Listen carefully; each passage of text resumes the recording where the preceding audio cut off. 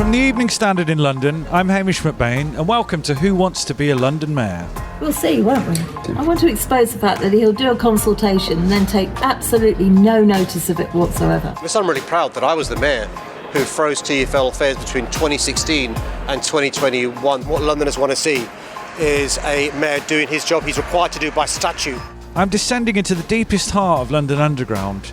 This 200-foot long escalator I'm on, Angel, is London's longest, taking me down from Islington's busy A1 junction linking Clerkenwell to Highbury and onto the Northern Line, one of the capital's most complained about routes and a line that I use twice a day. In the second episode of the Standard's mayoral election special series, we're looking at a snapshot of our tube and road network, costs, reliability, safety, and what candidates need to do to impress voters.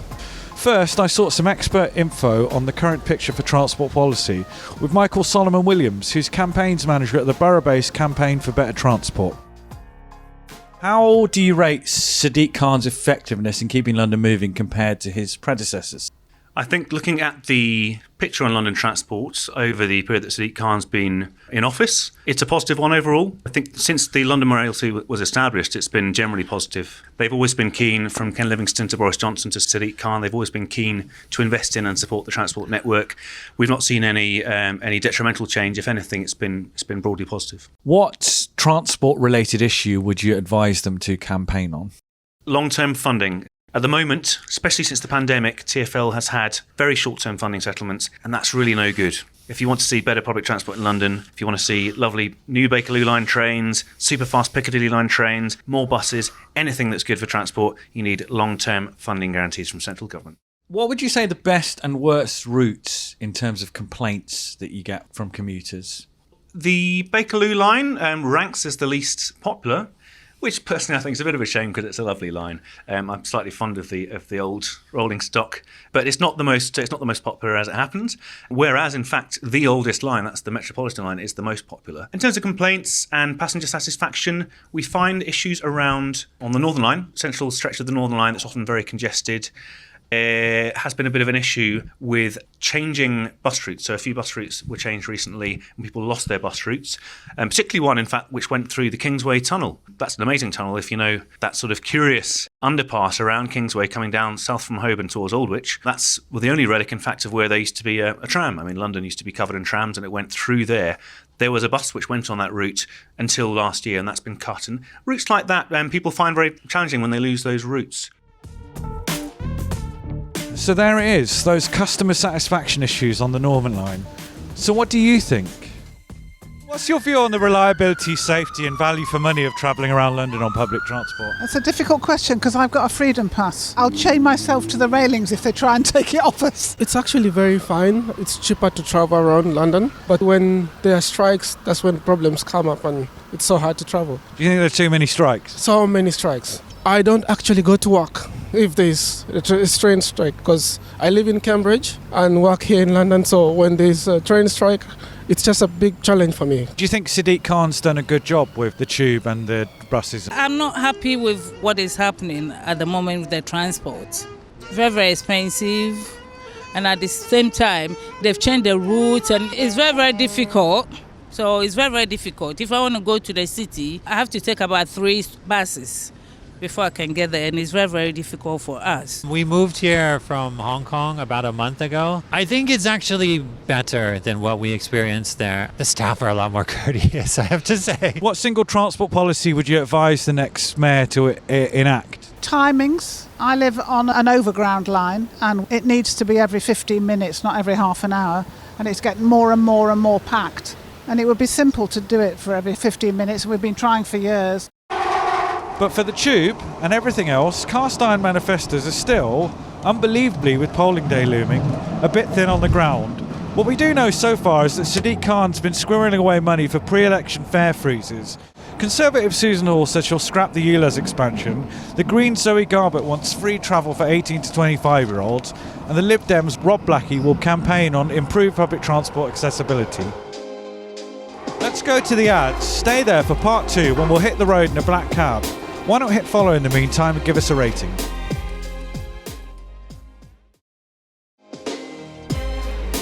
Welcome back, and from the rail to the road. Cabbies say the city has become a square mile of frustration caused by road closures, including Bishopsgate, which saw the mayor and TfL, which Sadiq Khan chairs, winning a court battle with them a few years ago over closing the route to all except buses and bicycles. Now, data analytics firm Inrix reports it took a bus picking its way through a new low-traffic neighbourhood in South London 2 hours to travel 3 miles. It's all in a bid to cut pollution and improve Londoners' health. But what's the future for car journeys? And who better to ask than one of our licensed taxi drivers? So let's hop into a black cab and find out with an 11-year veteran of the capital's taxi trade, Suzanne Sullivan. Hey Suzanne. Nice comfy back here. Suzanne, you've picked us up outside Moorgate. How is this area in general for cabbies? Is it tough working around here? The work level is good because you've got a lot of people coming out from work putting their hand out, but the actual roads around here are almost impossible to drive around. They never used to be, but they've changed a lot. You passed the knowledge, is it 11 years more? 12 years this October, yes. I'm in my 12th year. October. And how has the experience of driving customers in London changed since then? Massively, to be honest. London itself has become really difficult to move around. It's become like one giant car park. When I first got my badge, as I say, 11 years ago, it was great. You could move around a lot more freer. Today, you just literally sit in traffic most of the day. We have a lot more issues, especially with cyclists. They've improved roads for cyclists, but I don't think they've thought about the driver, the motorist, because even though they've got more cycle lanes, you still get very dangerous cyclists jumping red lights and on the road instead of in a cycle lane. So it becomes very frustrating because they protect the cyclist, but don't think they protect the motorist. How do you rate Sadiq Khan's time in charge at City Hall? Appalling, to be fair. For me personally, as a black cabbie, the challenges have become increasingly worse under Sadiq Khan's leadership. He hasn't done anything, as far as I can see, to help the black cab trade. Are there any particular policy changes that have affected the cab trade? The 3-point rule. So now that all the roads have changed, you've got 20 mile an hour, where they used to be 30 mile an hour. And if a driver gets 6 points, there's been cases where their licence has been revoked or suspended.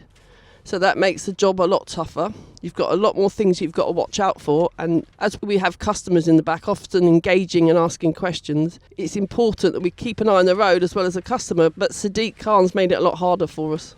What transport policies would you like to see from the next mayor that would improve road conditions? Well, I'd like to see, for example, a lot of the LTNs removed because they've made it impossible for us to deliver our customers safely. For example, you have a young girl at night that lives, for example, an area that comes to mind is Hackney. They've got loads of LTNs and you pick her up, you want to get her to the door safely. She's had a few glasses of wine and you can't do that. You have to drop her at the end of the road. Another thing that has happened over the last 8 to 9 years is the reduction of road space. So they've had a lot of lanes, for example, the embankment, where it used to always be 2 lanes going, say, from Parliament Square to the city of Canary Wharf. That's now 1 lane. It would be a lot easier if we had 2 lanes back because that's doubled the time of the journey as a result of reduction of road space. What do you think the future is for cars in general in London?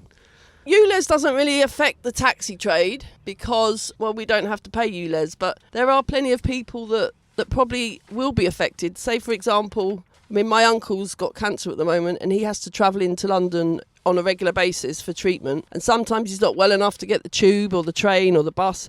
So he needs to drive into London. So, the cost for him to come in now is very expensive. And I just think it's unfair that motorists aren't taken into account as much as all the other forms of transport. What do you think of Susan Hall, the Tory candidate for mayor? Do you know much about her? I don't know much about her. I mean, what I would say is Sadiq's had plenty of time to try and improve things in London. And all I would say is we need someone else to be given a chance to do that. I just would be keen to see someone else try and improve London and the traffic and to support the black cab trade. It comes as a Westminster University study reports the public health benefits of low traffic neighbourhoods can vastly outweigh the cost of building the zones. At the same time, TfL says the length of London's cycleway network has quadrupled under Khan since 2016, from around 56 miles to nearly 224 miles. So, what's a cyclist's view? I think the cycle lanes are great whenever they're working. Potholes are an issue, and I think other drivers' speed and respect for cyclists are the biggest problem. I live in Rotherhithe, and I think that's really improving at the minute compared to how it used to be 5-6 years ago. There was nothing. Jamaica Road now has completely changed, and what used to be the most dangerous part of my journey is now the safest part of my journey. Central areas I find okay. It's whenever there's no clear cycle path, I know there's symbols on the ground that clearly say that they're for cyclists, but pedestrians don't notice that, tourists don't notice that, and other drivers don't care about it. Sadiq Khan's obviously done quite a lot for cyclists. Are you a fan of his? I wouldn't say I'm a fan of his, but I do appreciate the things he has done to make cycling safer in certain areas.